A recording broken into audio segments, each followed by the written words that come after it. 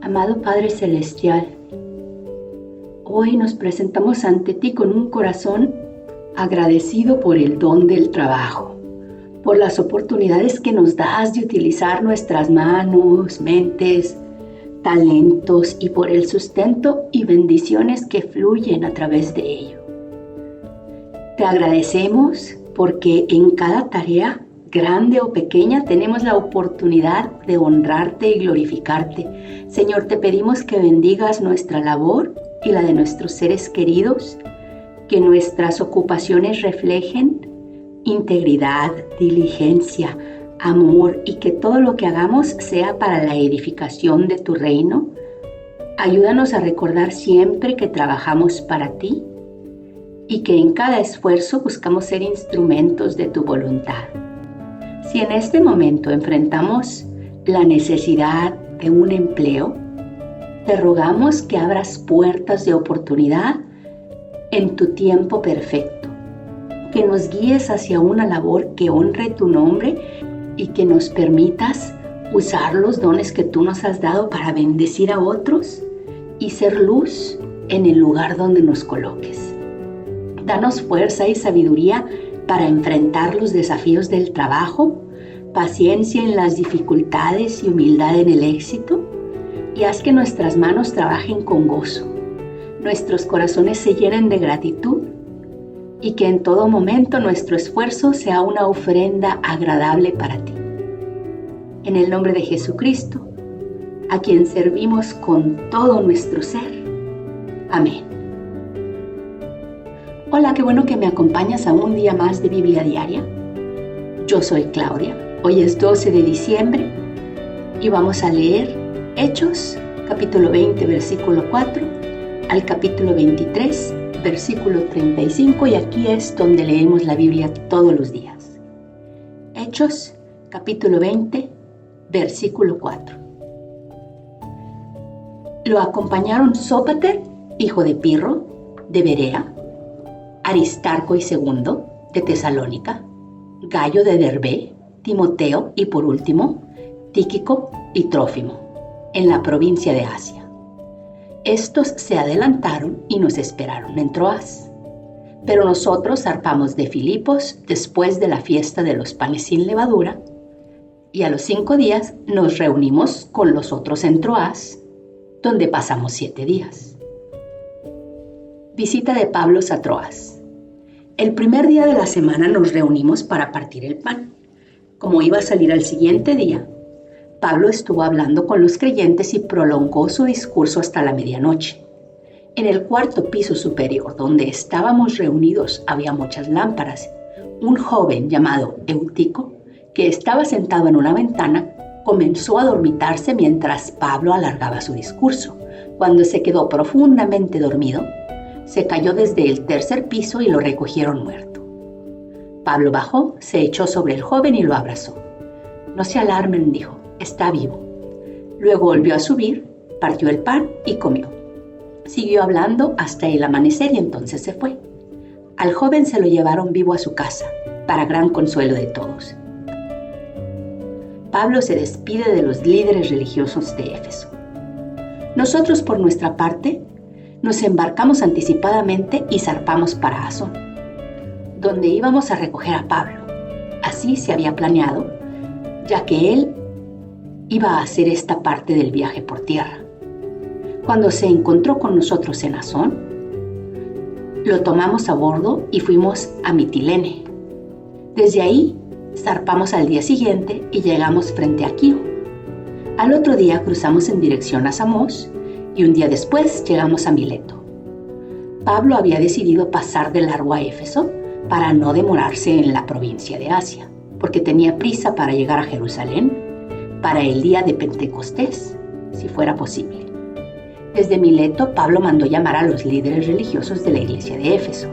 Cuando llegaron les dijo: ustedes saben cómo me porté todo el tiempo que estuve con ustedes, desde el primer día que vine a la provincia de Asia.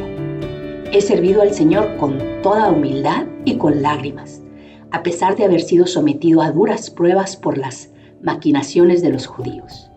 Ustedes saben que no he vacilado en predicar todo lo que les fuera de provecho, sino que les he enseñado públicamente y en las casas. A los judíos y a los que no son judíos, les he instado a arrepentirse ante Dios y a creer en nuestro Señor Jesús. Y ahora, tengan en cuenta que voy a Jerusalén, obligado por el Espíritu, sin saber lo que ahí me espera. Lo único que sé es que en todas las ciudades el Espíritu Santo me asegura que me esperan prisiones y sufrimientos. Sin embargo, considero que mi vida carece de valor para mí mismo, con tal de que termine mi carrera y lleve a cabo el servicio que me ha encomendado el Señor Jesús, que es el de dar testimonio del Evangelio de la gracia de Dios. Escuchen, yo no sé que ninguno de ustedes, entre quienes he andado predicando el reino de Dios, volverá a verme. Por tanto, hoy declaro que soy inocente de la sangre de todos, porque sin vacilar les he proclamado todo el propósito de Dios. Tengan cuidado de sí mismos y de todo el rebaño sobre el cual el Espíritu Santo los ha puesto como obispos para pastorear la iglesia de Dios, que Él adquirió por su propia sangre.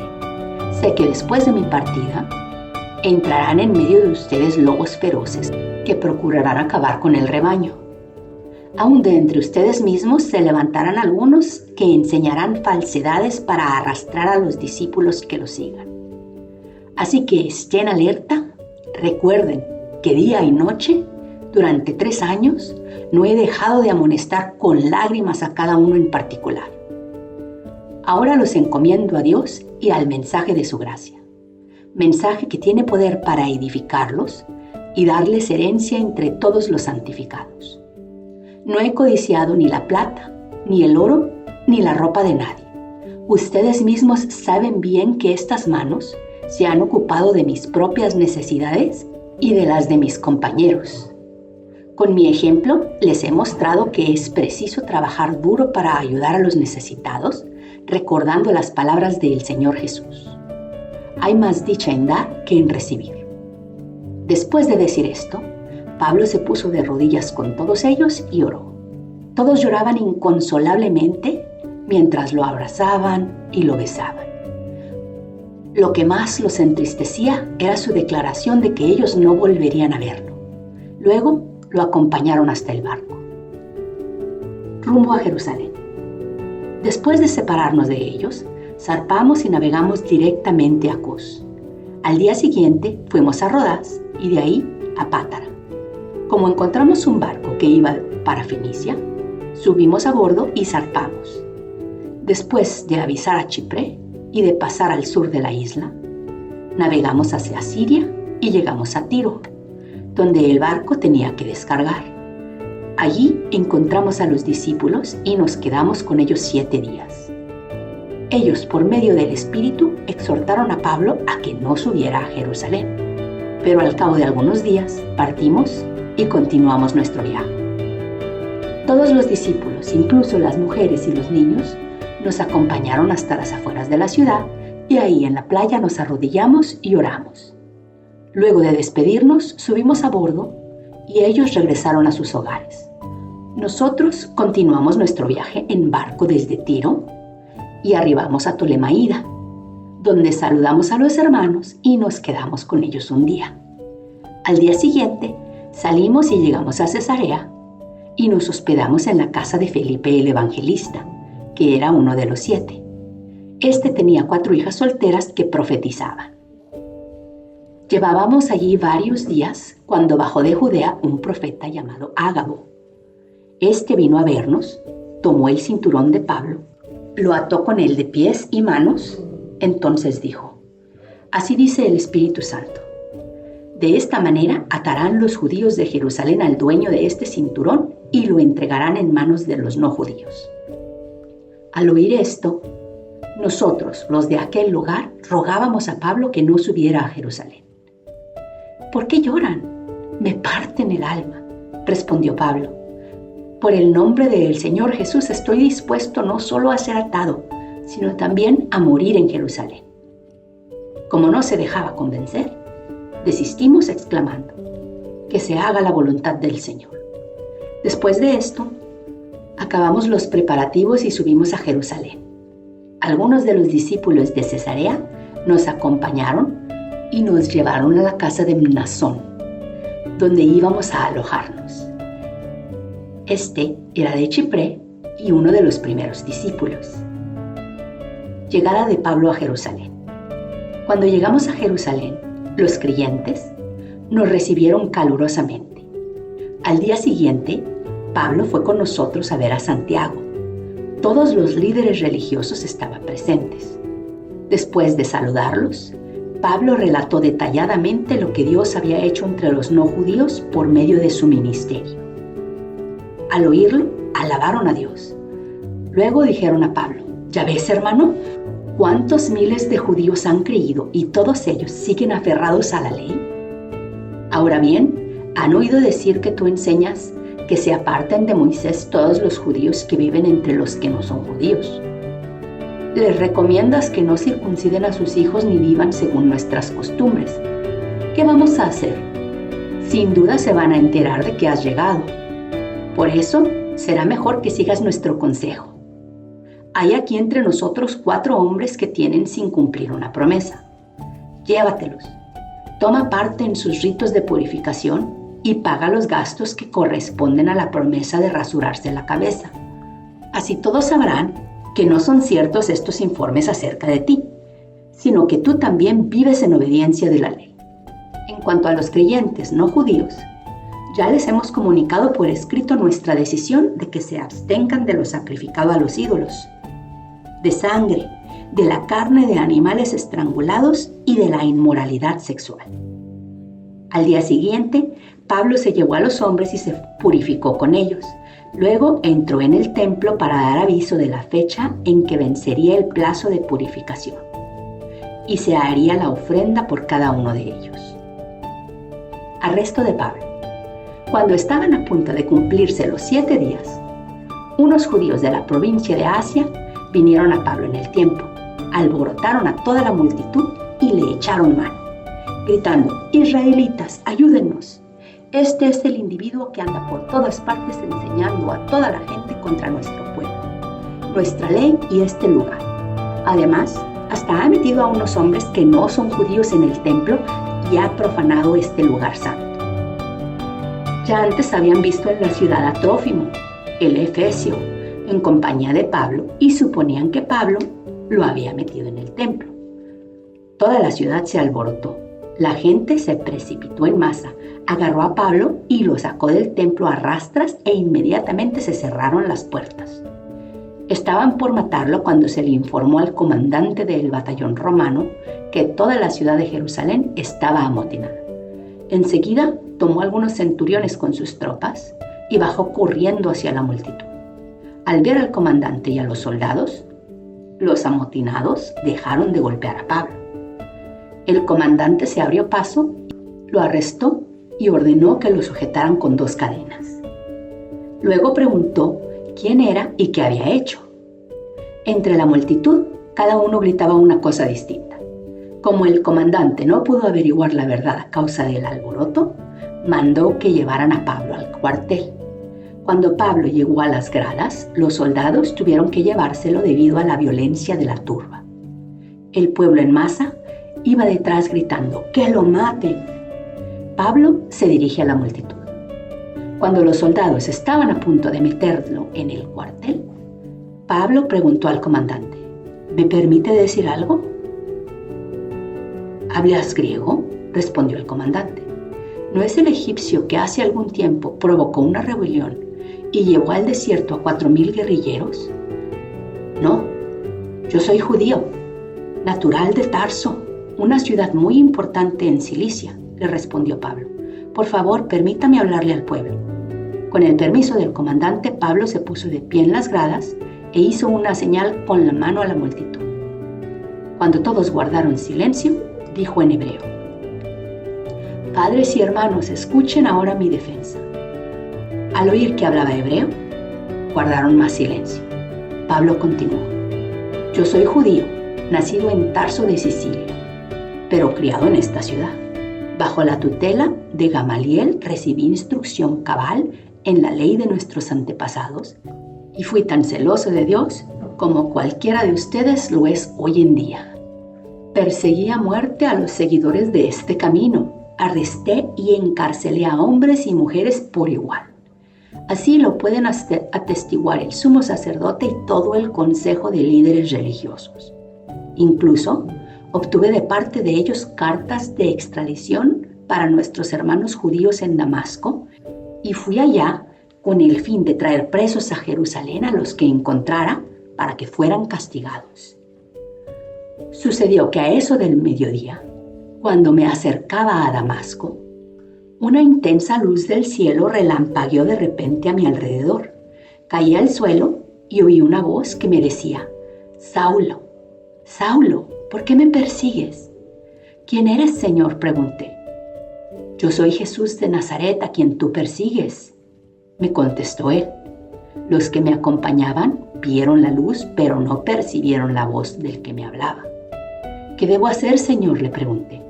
Levántate, dijo el Señor, y entra en Damasco. Ahí se te dirá todo lo que sea dispuesto que hagas.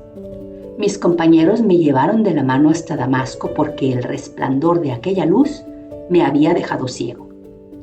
Vino a verme un tal Ananías, hombre devoto que observaba la ley y a quien respetaban mucho los judíos que allí vivían. Se puso a mi lado y me dijo: Hermano Saulo, recibe la vista. Y en aquel mismo instante recobré la vista y pude verlo. Luego dijo: el Dios de nuestros antepasados te ha escogido para que conozcas su voluntad y para que veas al justo y oigas las palabras de su boca. Tú le serás testigo ante toda persona de lo que has visto y oído, y ahora, ¿qué esperas? Levántate, bautízate y lávate de tus pecados invocando su nombre. Cuando volví a Jerusalén, mientras oraba en el templo, tuve una visión y vi al Señor que me hablaba: date prisa, sal inmediatamente de Jerusalén porque no aceptarán tu testimonio acerca de mí. Señor, le respondí, ellos saben que yo andaba de sinagoga en sinagoga encarcelando y azotando a los que creen en ti. Y cuando se derramaba la sangre de tu testigo Esteban, ahí estaba yo, dándome aprobación y cuidando la ropa de quienes lo mataban. Pero el Señor me respondió: vete, yo te enviaré lejos, a los no judíos. Pablo, el ciudadano romano. La multitud estuvo escuchando a Pablo hasta que pronunció estas palabras. Entonces levantaron la voz y gritaron: bórralo de la tierra, este tipo no merece vivir. Como seguían gritando, tirando sus manos y arrojando polvo al aire, el comandante ordenó que metieran a Pablo en el cuartel. Mandó que lo interrogaran a latigazos con el fin de averiguar por qué gritaban así contra él.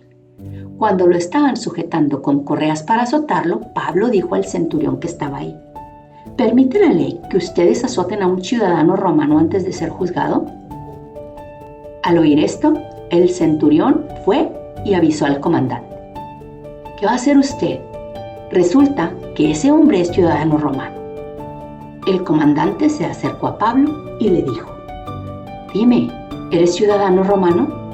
Sí, lo soy.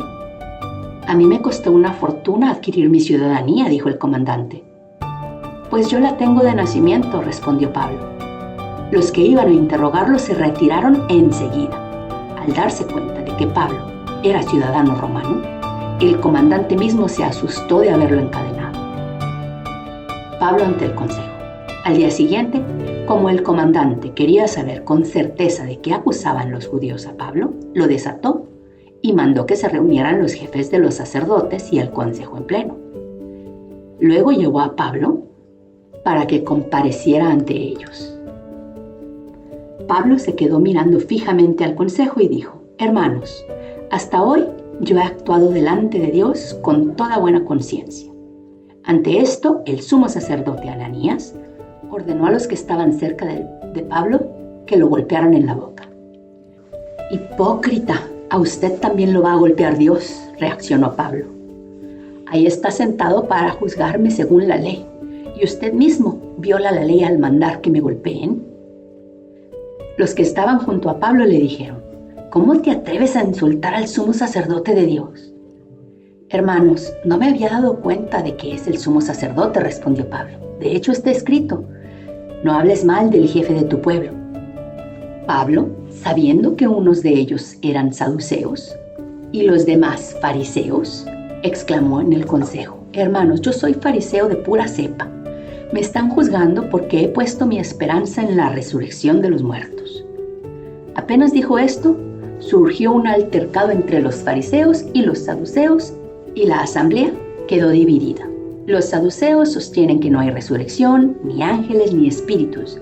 Los fariseos, en cambio, reconocen todo esto. Se produjo un gran alboroto y algunos de los maestros de la ley, que eran fariseos, se pusieron de pie y protestaron. No encontramos ningún delito en este hombre, dijeron. ¿Acaso no podía haberle hablado un espíritu o un ángel? Se tornó tan violento el altercado que el comandante tuvo miedo de que hicieran pedazos a Pablo, así que ordenó a los soldados que bajaran para sacarlo de ahí por la fuerza y llevárselo al cuartel. A la noche siguiente, el Señor se apareció a Pablo y le dijo, ánimo, así como has dado testimonio de mí en Jerusalén, es necesario que lo des también en Roma. Conspiración para matar a Pablo. Muy de mañana, los judíos tramaron una conspiración y juraron bajo maldición no comer ni beber hasta que lograran matar a Pablo.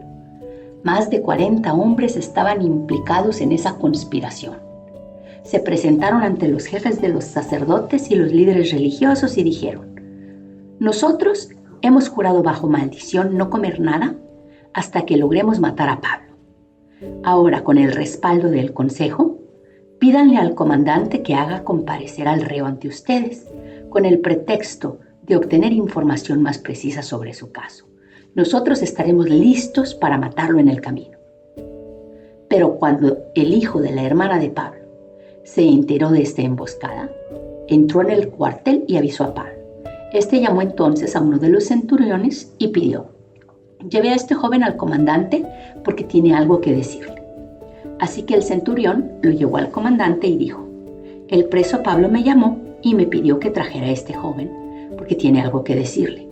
El comandante tomó de la mano al joven, lo llevó aparte y le preguntó, ¿qué quieres decirme? Él contestó, los judíos se han puesto de acuerdo para pedirle a usted que mañana lleve a Pablo ante el consejo, con el pretexto de obtener información más precisa acerca de él. No se deje convencer, porque más de 40 de ellos van a tenderle una emboscada. Han jurado bajo maldición no comer ni beber hasta que hayan logrado matarlo. Ya están listos, solo aguardan a que usted prometa concederles su petición. El comandante despidió al joven con esta advertencia. No le digas a nadie que me has informado de esto. Trasladan a Pablo a Cesarea. Entonces el comandante llamó a 2 de sus centuriones y ordenó, alisten un descatamiento de 200 soldados de infantería, 70 de caballería y 200 lanceros para que vayan a Cesarea esta noche a las 9. Y preparen cabalgaduras para llevar a Pablo sano y salvo al gobernador Félix. Además, escribió una carta en estos términos. Claudio Lisias, a su excelencia el gobernador Félix. Saludos. Los judíos tomaron a este hombre y estaban a punto de matarlo. Pero yo llegué con mis soldados y lo rescaté, porque me había enterado de que es ciudadano romano. Yo quería saber de qué lo acusaban, así que lo llevé al consejo judío. Descubrí que lo acusaban de algunas cuestiones de su ley, pero no había contra él cargo alguno que mereciera la muerte o la cárcel. Cuando me informaron de que se tramaba una conspiración contra este hombre, decidí enviarlo a usted enseguida. También ordené a sus acusadores que expusieran delante de usted los cargos que tengan contra él.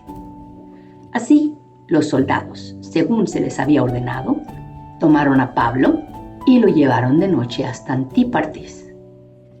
Al día siguiente, dejaron que la caballería siguiera con él mientras ellos volvían al cuartel. Cuando la caballería llegó a Cesarea, entregaron la carta al gobernador y le presentaron también a Pablo.